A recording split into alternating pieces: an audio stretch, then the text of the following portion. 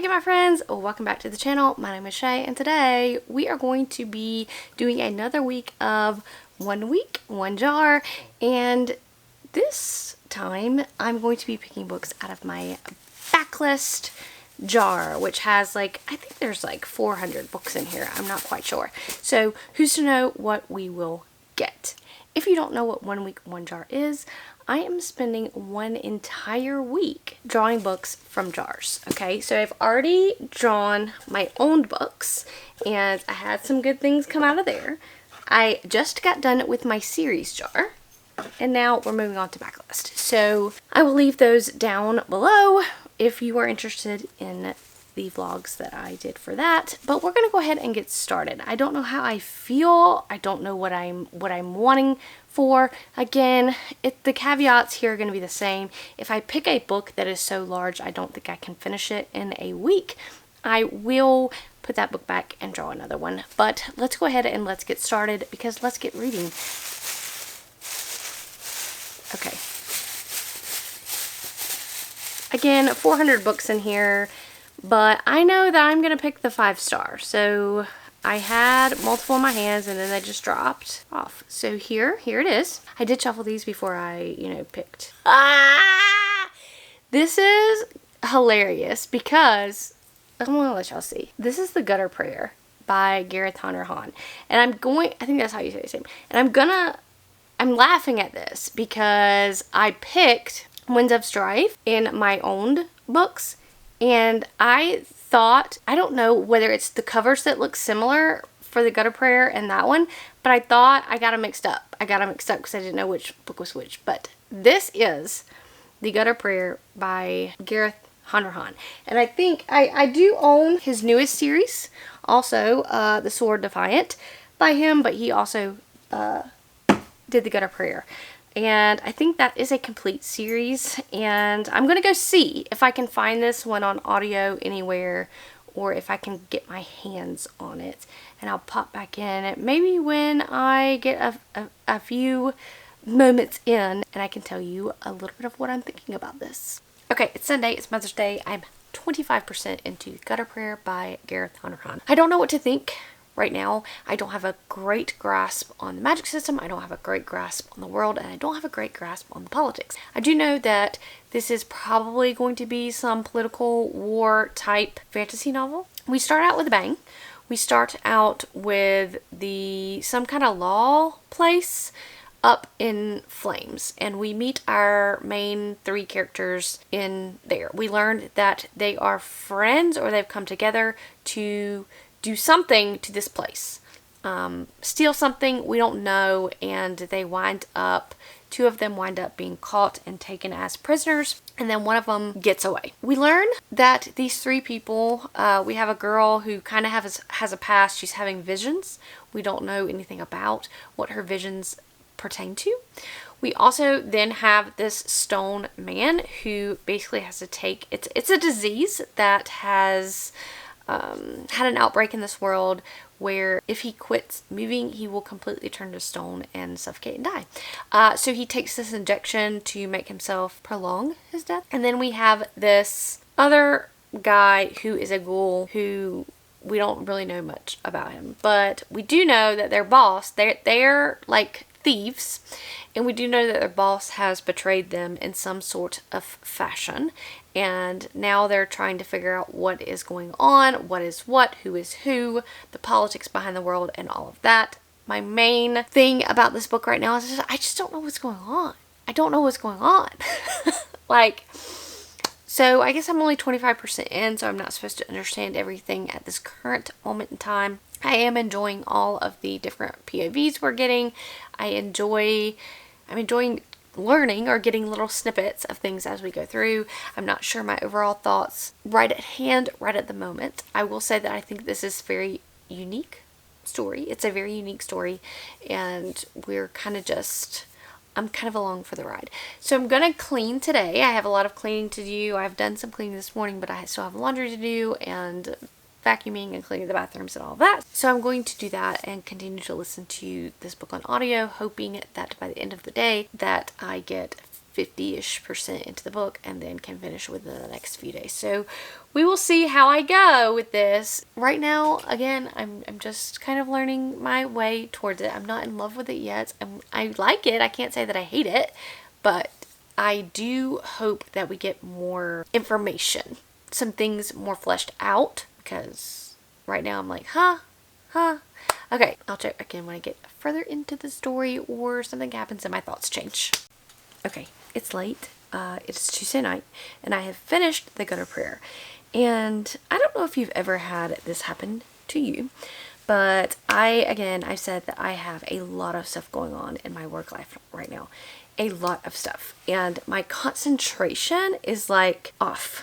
So I'm stressed out, I'm working long hours, and my concentration is just off. So when I want to sit down and relax, I just can't because I'm so stressed out. I just can't find myself relaxing. And because of that, I feel like my enjoyment of this book was hindered. I honestly think that this had the potential to be a 5-star read if I was in the right mindset. This plot, phenomenal. This execution, phenomenal. These characters, phenomenal. Phenomenal work. But for some reason, it just didn't make it right to that 5-star read. I'm telling you right now that Gareth Hanrahan punches you in the gut and he knows how to do it. And this is how you write a story. Now, I gave this book 4 stars because, again, there was one POV that I didn't jive with, which probably drove down my enjoyment as well as the stress at my job. But I am telling you, if you like fantasy, read this book. Read this book. So we're following 3 main characters. Again, we have the Stone Man. We have Caroline, or she goes by Carrie, who has this some mysterious magical abilities that we learn about. And we have this ghoul called Rat that we follow. And they're thieves for this guild. And again, the book starts out with this Tower of Law that is blown up. They are hired to steal something from there, and something goes amiss and it blows up. And then they get captured and it goes from there. And we learn the politics of this world, and we learn some evil doings of this world, and we learning about different creatures that are created in this world. Kind of has some horror elements to it. I fell in love with these characters, and by the end of the book, like, man, he just hit you right in the feels. 100%. This book is a 4-star read, 100%. This book is, I think, very underrated. It doesn't have, I don't know what the ratings were on Goodreads, but this is a 4-star read, a solid 4-star read. So also, when I finish the book, because my head is stressed, and I'm not, I always sometimes go back and look for recaps of books because maybe I missed something, maybe I didn't understand something, and he has on his official website a recap of the Gutter Prayer. So I read that after I finished the book, and just to solidify what I knew happened, and I'm going to utilize that when I go to read the sequel, because I may not get to the sequel soon. But I am telling you, read this book. It was so good. So good. I don't want to tell you a lot about the plot because it spoils it. I think the magic system and what actually is going on, there are so many twists and turns, kind of like a mystery novel, like so many twists and turns in this book, that I feel like you should just go in it blind. But I really liked his character work. I liked his plot work. It was good. It was fantastic. There was just one POV that I didn't really care to read from, which kind of drove down the enjoyment. But we are back to drawing out of the Backlist jar and just seeing what this jar has to read for us next. So I did, the Gutter Prayer was an audio on Hoopla, so I did consume it that way, and I was going to only consume it on audio, but then I got really, sometimes confused when I'm trying to listen just to fantasy on audio in a complex world. So I also brought the Kindle book. So that's how I consumed the book. So I did some immersion reading, I did some just audio only, and now I'm going to pull from this backlist of books to get the next book that we are going to read. Hopefully it's not a chunker, because I don't know if I can take a chunker. Here it is. Okay. So this is Hell Divers. So this is a long series. I don't know. I got this recommendation out of my online book club that I take part of.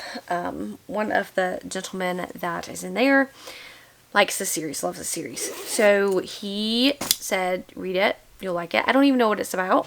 So that's where I got the recommendation from, and I'm going to see if I can find an audio, see what this is about, and when I get into the story or when I know more about what I'm going to read, I'll pop back in. Part of my looks, like the hair is crazy. I just took it down out of being in a ponytail. It's Thursday night, and do you ever just kind of think to yourself that you've like lost your reading mojo, or like, and then think you'll never get it back? Because that's how I am right now, and how I have been since everything happened at work. I feel like my brain can only focus on like not anything that I really should be doing. Like, I wanted to go to bed. My eyes were drooping at 8:20 tonight, so that's crazy. But I'm back with an update on Helldivers. I'll pop the cover up here somewhere. But I decided to DNF it. Let me tell you why. I just don't think I'm in the headspace to read this. And now that I kind of read deeper into the synopsis, it just doesn't sound like a book that's for me. It's an apocalyptic story where centuries past, World War III, that has basically made the earth uninhabitable, and these old ships, the population that is left is in these old ships that are kind of hovering above earth, and the only way that these ships are able to, the two ships, I think there's two ships that are remaining, the only way they're able to stay afloat is because you have these helldivers who basically, it's a very risky thing to do, death could ensue, but they take the risk and they dive down with their parachutes and all of that to the Earth's surface and try to get parts for their ships to make their ships continue to work. And things kind of go haywire on a trip down to the Earth. That's what I know. I was listening on audio. I had to redo chapter 1 twice, and I kept going. I didn't read very much of it. I probably read the first 50 pages, and I just thought, this is just not what I want to be reading. So the purpose of doing this kind of thing is to get books out of the bag. So now I can take this book out of my bag and never put it back. Not that it's a bad book. It was not a bad book by any means. It's just not a book for me. So I got that book out of the bag. It is a long series, but lots of people seem to enjoy it. So if that sounds something like you would want to read, go for it. But now I have my Backlist bag of books, and I'm going to pick another book because I feel like I don't know what I'm in the mood for, but I feel like I want something. Maybe a mystery thriller. I haven't read a mystery thriller in a long time. Watch me get a big chunky fantasy. Probably won't get much to read tonight. Whatever I get, this is the one. Hopefully I can read it Friday night and Saturday and get it done with. If it's a big chunker, I'm gonna have to put it back. But let's just see what this is. I have it here. I haven't looked at it. Okay, I said I wanted a thriller, and look at that. This is My Wife is Missing. So, I don't know how this book came to be in my bag, but let's see what it is. Because at this moment in time, it's not ringing a bell for me. Okay, so this is a mystery thriller by DJ Palmer that came out in 2022. I bought the thriller. I don't know what exactly it's about. It has a 3.88 average on Goodreads. This is like what I needed. I said this is what I needed, and this is what I needed. So I wanted a mystery thriller. I got a mystery thriller. I'm super stoked about this now because I feel like that's kind of where my mind is at. So I'm happy with this pick, and I will pop back in when I get into the story a little bit. I'm going to tell you my thoughts. Okay, I'm back. So I'm about 50% into My Wife is Missing, and this is like exactly what I needed. Even though I think that I have already figured this book out, I am thoroughly enjoying my time, and I'm back into the reading groove again. This is following basically a married couple. So it starts out with the husband. They're on a trip to New York, and he has been sent out to get pizza, and when he comes back, his wife and his kids are gone. They are missing. And it comes to find out that, looking at the surveillance cameras, they left willingly. So he's trying to figure out what is going on. And so right away, that the husband is kind of keeping secrets, and then you have the wife that's keeping secrets, so they're both kind of keeping secrets. So you're following the husband in present day when his wife has gone missing, and you are following the wife before she went missing, and then a timeline of after she went missing. And so things are starting to kind of come together, fold up. I'm only 50% into the book, but I think I know what the ending is going to be. But even though I know what the ending is going to be, I'm still just enjoying my journey to get there. I've read a lot of mystery thrillers. I don't think this one is particularly bringing anything new, but this could change if the ending does not go how I think that it's going to go. But I will check back in when I get done with it and kind of say what thoughts are. It's Friday night. I'm very excited. Today was the last day of school for the kids.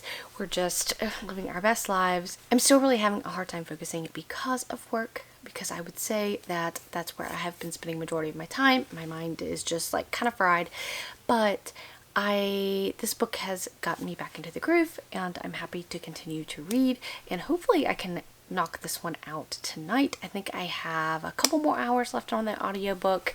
It's not super early. It's 10 o'clock at night, but I may stay up to midnight, who knows, and finish this book and then pick another book for Saturday, because that's just kind of the mood that I'm in. Okay, it's about Saturday at noon, and I'm now finished with My Wife Missing, and overall I really enjoyed this book. Did it turn out the way that I thought it was going to turn out? No, actually, but by the 75% mark I had figured out what was actually going on. I still enjoyed my time and the way that the story was told, and it just really brought back my vibe of reading. So I'm very, very excited about it, and now I'm like into reading. Overall, I'm going to give this book 4 stars. This came out in 2022, and I can't remember how this came on my radar.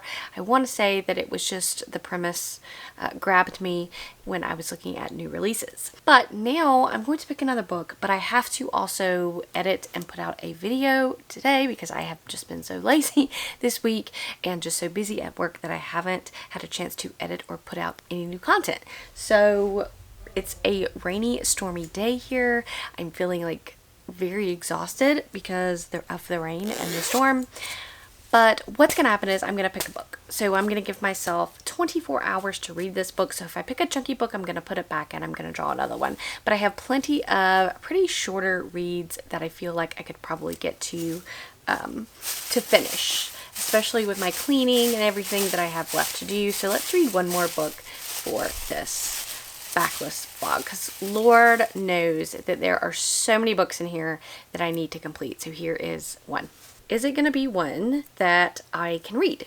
So this is one that I own physically. This is Darkwater Daughter, and since I own it physically and it's now on my physically owned shelf, and because I really want to read that one, I'm going to put this one aside because I think that I will want to read it later, and it may be a little bit too long for what I am looking for. So we're going to go with number 2. And this is going to be a romance, and this is The Rosie Project. So The Rosie Project is like one of those classic romance books that I hear everybody talk about. And so I'm just kind of wondering what it is all about. I don't even know what it's about. I just know that it's classic. It has, like, I'll tell you how many Goodreads ratings it has. It has 558,604 ratings. So with a 4.02 average. So I feel like this is like one of those classic romances that you should probably read. So this one is very simple, and I think that I can get to it. So I am going to pop that in my ears after I get done editing this video and read that for the rest of the day. And then tomorrow I will move on to another jar and wish my backlist bag farewell. Okay, it's very bright over here because I'm in the sun, so I had to change some things up, but it's now Sunday. But I actually finished The Rosie Project yesterday. I just was too tired to come on here and wrap this thing up. So The Rosie Project follows a man who is clearly on the spectrum, even though it's not really overt with what he exactly has been diagnosed with. He's on the spectrum. He's 39 years old. He has never had a girlfriend. He has never had anything. He's very, very particular in things. He is very OCD. He has to keep to a schedule. He doesn't like touch. He's very socially awkward. Anyway, one of his neighbors who he came to be friends with before she went to the nursing home, she says to him, "Hey, I really think that you would make a good husband." And so that sticks in his head, and in comes the the Wife Project, where he is trying to find a wife. So he does this by having women fill out a questionnaire of things that he deems perfect in his eyes. And then, so he goes on a few dates, realizes some things are wrong for him. He does then meet Rosie, who also is wrong for him, but she has a project on her own that she wants him to help her with. And this is because her mother has died and said basically, your father is not your father, and it's somebody that I graduated with in this year and whatever. So they are going on a mission to collect people's DNAs and try to figure out who is her father. Because Mr. Don, our main character, is a geneticist, so he has access to the materials to be able to do that. And so it goes. Now, it really bothered me a little bit when Don, our main character, he starts identifying everybody by their BMIs. Like BMI of 25, BMI of 31. Like, I guess to him, but I had to keep thinking to myself, like, he's autistic, maybe this is just how he functions. But I really find that was a choice by the author to define people by their BMIs. So I did not enjoy that part. I do not think that aged well. This book came out in 2013, and honestly, reading it, I have no idea why this blew up and it has almost 600,000 ratings on Goodreads. Like, why this book? So it's a series. So we have a book 2 and a book 3. Now the book 2 only has a 3.6 rating and like 40,000 ratings, I think, or 100,000, and the book 3 only has 40,000. I don't know, but I'm gonna give it a 3 because overall there were a few things that bothered me. The ending specifically really bothered me. I won't spoil it here, but I don't know how that happened. But I want to bump it down to a 2, but I'm going to leave it at a 3 because I did overall enjoy my time when I was reading it. I don't want to say I liked the main character. He was fine. But overall, I thought it was fine. It was fine. It was nothing to write home about. It was just fine. It's not a book that or a romance that I would recommend. I have read a lot of romances, and this comes bottom of the barrel. So it's just so interesting to see, like, why would this romance take off like that? Who knows? Will I continue on and read book 2 and book 3? Probably not. Probably not. But, you know, it's past me. I got it out of the bag of books, and I'm happy about that. So that ends my Backlist bag reading vlog. I think I took four papers out of the bag. So even though there's like 400 more in there, 4 out. So overall, I had a great reading week, I think. And I will catch you guys in the next vlog.